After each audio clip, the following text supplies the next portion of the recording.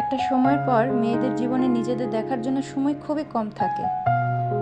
সংসারের কাজে এত ব্যস্ত থাকে মেয়েরা যে নিজেদের দেখার মতো সময় খুবই কম হয়ে যায়। নমস্কার বন্ধুরা, সবাই কেমন আছো? এই সকালবেলা স্নান সেরে নিয়েছি, এখন দুপুরবেলা রান্নাগুলো সব শেষ করব। মেয়েকে স্কুলে দিয়ে এসেছি, এখন মোটামুটি রান্নার মধ্যে এখন ঢুকতে হবে।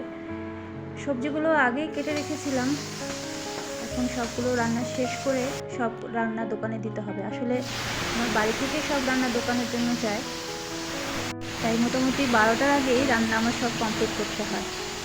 অবশ্য আমার একজন হেল্পিং হ্যান্ড আছে, ও সকালবেলা এসে সবজি সব কেটে কুটে যায়, আমার মশলা ও বাটাবাটি যা করার থাকে সব ওই করে দিয়ে যায়।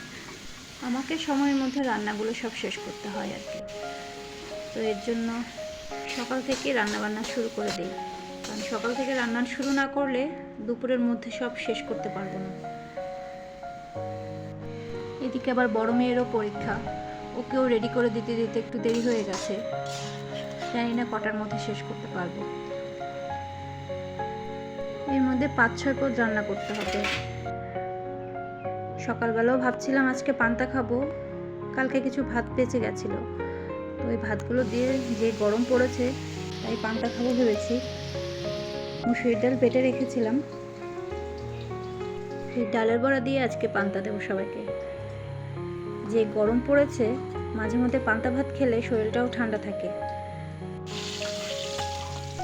আসলে আমাদের গরম পড়লেই পান্তা ভাতটা খাওয়া হয়, সারাদিন তো চুলার আঁচে কাজ করা হয়, পান্তা ভাতটা খেলে শরীরটা ঠান্ডা থাকে। এদিকে গ্যাসে লাউ বসিয়ে দিয়েছিলাম ডাল রান্না করব বলে। একটু একটু করে রান্না সব শেষ করলাম, এখন এগুলো সব পাঠিয়ে দেবো দোকানে, কিছুটা বাড়িতে রেখে বাকি সব কিছু দোকানে পাঠিয়ে দেবো। সকাল থেকে রান্না শেষ করতে পারলে না বড় করে একটা হাঁপ ছাড়া হয়, সাথে আবার মেয়েদের জন্য আলাদা করে রান্না করতে হয়।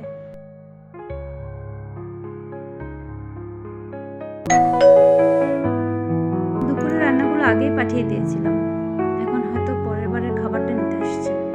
আসলে আমি দুভাগেই দিই, তো একবারে সব খাবার দিতে পারি না, যদি নষ্ট হয়ে যায় কতটুকু লাগবে না লাগবে তো বোঝা যেত যায় না। এই যে এখন সবটুকু পাঠিয়ে দিয়ে এখন নিজে একটু বিশ্রাম করব। তো সবাই ভালো থাকবে, টাটা।